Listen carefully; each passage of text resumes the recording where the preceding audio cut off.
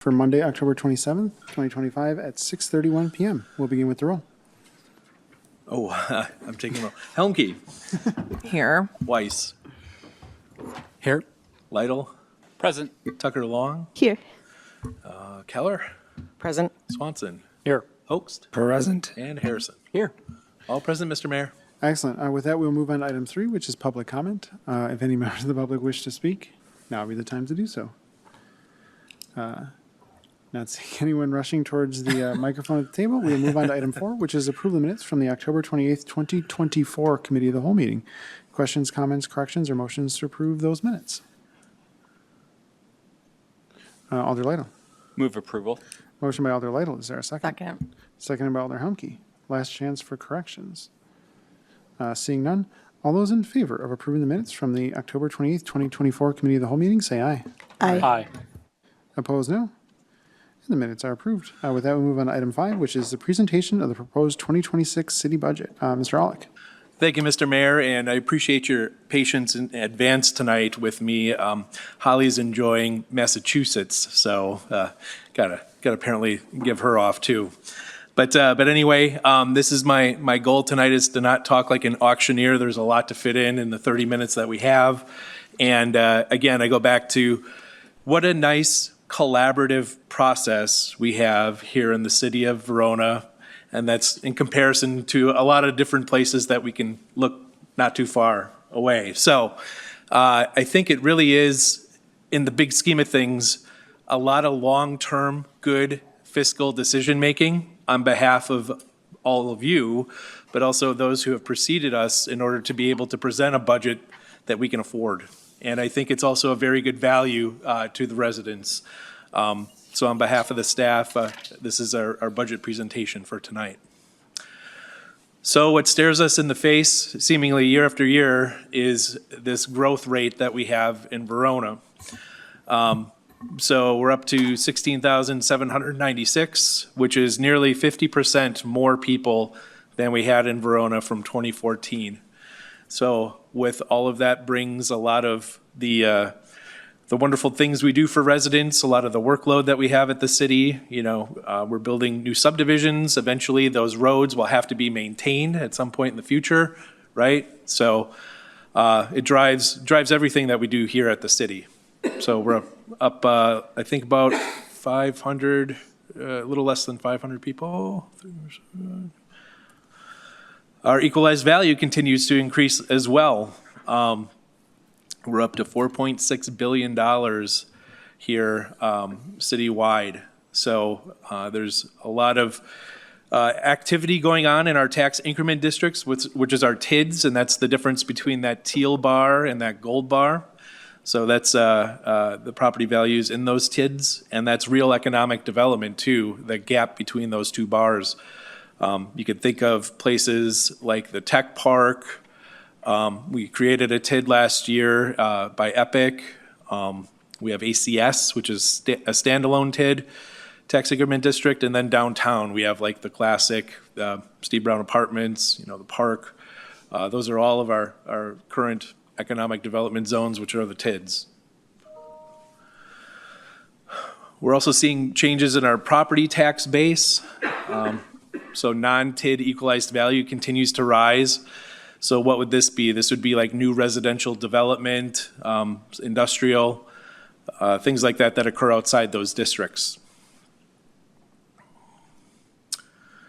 And then a last key indicator here is net new construction. This is really the sum total of organic growth in a community. It nets out any sort of like, if you're doing renovations, it would, you know, net out what you removed and then add back in what you put into a project.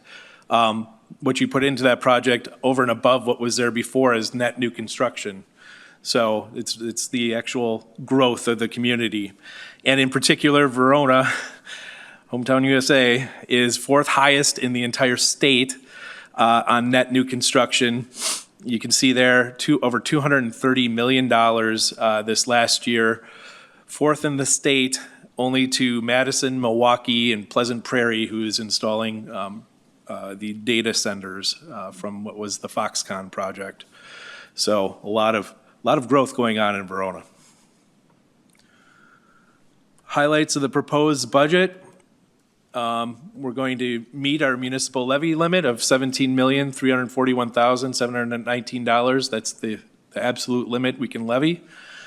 Again, our net new construction, that $230 million plus, increased by 5.4% citywide. We also, in this proposed budget, did a compensation study, looked around at the area market and statewide, did comparisons, and then we are implementing that for this next year in 2026 for non-represented positions to continue to attract top talent and retain the talent that we have. Really, all of our employees, all my coworkers are highly qualified and professionals at what they do here for the city residents and generally. And we're lucky to have them, but we also need to make sure that we keep up with the competition, right? Area communities, and make sure that we're paying them at market rates. So that's what this was designed to do. We also add positions to some departments in need, maintain our city service levels, which I would advocate are pretty high. It's also supporting park improvements, honoring most of the capital requests from departments, not all, and also funds equipment and facility replacement funds. These are important funds to replace equipment that we already have or repair a heater or a furnace over at the community center, which is something that's going to occur. So anyway, these are important funds to make sure that we continue to maintain that high level of funding that we have for them. We're also, and this is kind of a standby for Verona in a very good way, we're reducing our reliance on debt. One of the ways that we do that is that we used what's left over in a prior year budget and then apply it towards one-time capital purchases in, usually it's the next year's budget. So this is really using 2024's year-end numbers there with the $2.2 million. And then we take that and we apply that towards capital items in 2026. So we're using $2.2 million of that towards street and sidewalk programs, pavement rehab. We're also doing some park department projects using that funding.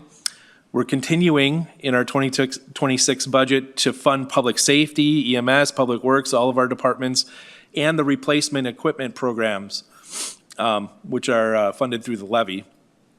We're continuing to fund the facility replacement programs also through the levy. When you see levy, you should say, this is not something we're borrowing for, which is great, saving on interest.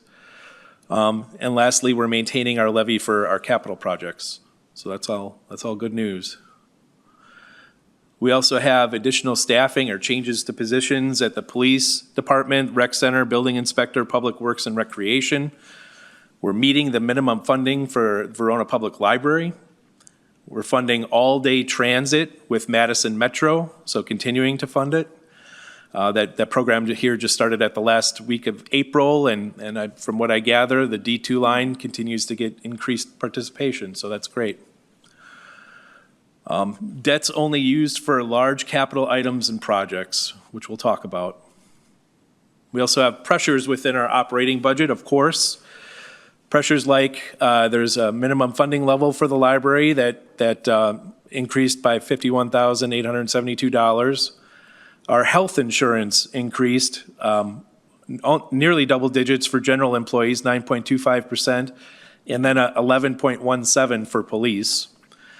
We had health insurance changes from single to family or additional employees with insurance. So sometimes it'll be the case that someone who has a single plan will transition to a family plan, those types of things. So we need to account for that. Wisconsin retirement system, up a quarter point for general employees and down 0.21% for protective employees. There's an increase in capital requests that seems to happen every year now, but it is what it is. We're a growing city, right? Ongoing requests for additional employees due to growth. I'll get into that a little bit more later. Maintaining and keeping up with market pressure on wages. Again, keeping up with the Joneses, our neighbors, making sure that we're at market to attract talent. And information technology needs, we're addressing that in this budget as well. So that's great news as well. Again, overall, as you know, as elected officials, you're putting together an amalgamation of competing interests and priorities within the city and doing the best that we can to balance all that. And again, I think my observation, we have very collaborative discussions and environment to do that in. So here's our levy limit calculation. You start with the 2024 payable to the 2025 actual levy. So net new construction adds 5.4%. So you see the $905,000 figure there. That's new revenue coming into the budget. And then you start to hit some of the deductions, $223,000 for personal property aid. EMS, the change in formula brings that down $150,000, but adds in, if you approve the resolution tonight, $39,474 to do the levy limit adjustment, making our allowable levy $17,341,719, which represents a total increase of $795,000. So, and again, at that very bottom bullet, if the DOR catches us trying to exceed our levy limit, they'll make us pay it back in the following year, but we don't do that, so all good. Here's where the tax levy money is going. So you'll see the general fund, of course, is the largest player in there. And you'll see throughout the department narratives and just generally speaking, what's going up in a lot of the departments are actually the personnel costs, given the new compensation study implementation. So a lot of those, and health insurance. So that's what's typically, for a unit of government like us, that's what'll drive costs, is personnel. You also see some increases to, library, see here, Metro Transit. That's a big difference because we're funding the additional bus line now. The senior center is going up by 71,000. And let's see here, fire department's going up by 150,000. So see the changes there. The breakdown, just basically as a pie of what we do. I think these are actual GASB reporting type things that we have to do. So the general fund is 7.3 million, which is 42% of the budget. And then debt service, 21.8% of the budget. And then you get into, library and fire department, et cetera. So that's where our levy dollars are going. And then the revenue to fund local government generally comes from property taxes, which is nearly 51% of our revenues. And then we got transfers in, state aid, shared revenue, intergovernmental revenues, they're at 15.41%. Applied funds, they're at 15%. And then you'll see all the charges for services and fines and things like that also fund the government. Here's our non-property tax revenue. Again, shared revenue went up. It used to be flat for 20 years or something like that, some crazy amount of time. They're finally gotten around to adjusting it. Our highway aids are decreasing by $129,000 because of the County Highway M project is falling off the 5-year rolling average of road construction for the city of Verona. So that was a big project. And as it's taken into account in that formula, as it falls off, it fell off. That's why our revenue is decreasing for highway aids. We projected an increase of $106,000 in interest on our investments. We also are projecting, given the pipeline of various developments that we have going in Verona at the moment, an increase of $68,000 in building permit and planning fees. We also expect revenue to go up for recreation with beach revenues. I think they're being adjusted. The playground program and the opening of the community center for activities. So definitely expecting more revenue in recreation. And lastly, It's a projected increase of $10,000 for the hotel motel room tax. Here's where the money goes. This is pretty common in most communities, where half the money that you expend goes to public safety, and a bunch goes to public works. That's very typical of a municipal budget, half with those two activities. So you also see in there general government, general fund transfers, park and rec. Let's see here, just your summary of the budget. The percent change in levy before TID is up 4.81%. And then the city mill rate is 3.8881 per thousand. So the percent change in rate is up, actually down 0.1%. And then after TID, once we apply the TIDs into our calculations, it's up 8% or 7%, so up to $18,633,000. The city portion of the mill rate, this again is an estimate, we still have to get the other taxing authorities in, 4.1777 per thousand. The change in rate, 2.02. On a $460,000 home, $1,922 is the estimated city portion of the tax bill. And then last year it was $1,884. So it went up, let's see here, $38 on a $460,000 home. So, okay, our tax rate's been going down over time. Again, I think part of the driver on this is not only the growth, but also the fact that our borrowing hasn't hit yet for some of the large projects that we have coming down the pike. So, to include the public works building and of particular note. So it's been going down over time.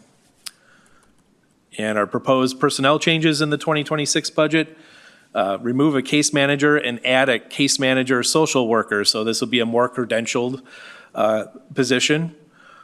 In the police, we're adding the community resource specialist position. So right now that's slotted in a sworn officer position. So this is going to have its own funding. So it'll be its own position, and it will also vacate that sworn officer position. So a sworn officer could get hired in that position. So we're removing a building permit specialist and adding a building inspector. And for public works, add an admin assistant at 50% because the recreation assistant is moving to the community center. And then adding 2 engineering technicians, which we believe and hope will be funded from the inspection services that they perform on construction sites throughout the city. Just to clarify, that was 95% of their salary, correct, or was it 100%? No, it was 90, was it 90 or 95, Brian, in that one? 90% is. 90%, okay. Okay, capital items funded with levy. We do have green initiatives continuing in the city of Verona. We have $60,000 dedicated to solar panels, $7,000 for stackable chairs in the council chambers, and that especially will help with elections. The police, we got $25,000 towards handguns, so $12,500 out of the levy, and I think you'll see it again in the next slide. Furniture are being purchased. We're looking to paint the East Verona Avenue light poles. The blue light poles are starting to rust significantly. There's $10,000 towards a used scissor lift and an air compressor at the Public Works building, which will be portable in case we need to move it. For parks, you'll see a few things on there. Backstop net, splash pad fixture, half-ton pickup with a plow attachment. Building inspector on SUV, with charging equipment, it'll be an EV. And then you'll see we're funding our revolving loan funds for the various departments, both for equipment and facilities.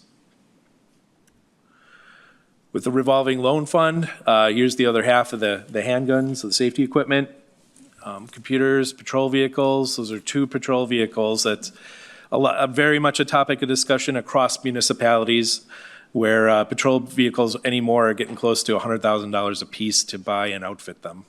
So just be aware of that.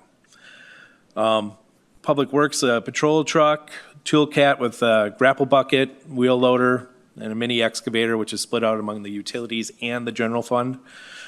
Getting a mower for parks, a gator, and a dump truck. And lastly, some concrete and sidewalk replacement at City Hall. So again, that's why it's so important to fund those equipment and facility revolving loan funds annually. Capital items with other sources. So a lot of these are going to be, Public Works. We're using the fund balance left over from 2024 towards pavement rehab, sidewalks, replacements, and additions. We're installing pedestrian crossings throughout the city. We have a traffic safety committee that reviews requests that come in. Looking at reconstructing North Schumann and North Marietta. Replacing the garage doors on the Public Works building, and then looking at, this I think is for the plan, the $60,000 for County Trunk Highway, PB, and American Way intersection improvements, and that's using TID-8 funds, so that's not the general fund. You'll see some parks, typical replacements for playground and such things. There is one in there, though, to replace the skate park. It's currently allocated at $500,000. There's also $67,000 put towards the community center for renovations and improvements to continue to make it usable for city residents. For fire, data computers and portable radio replacements.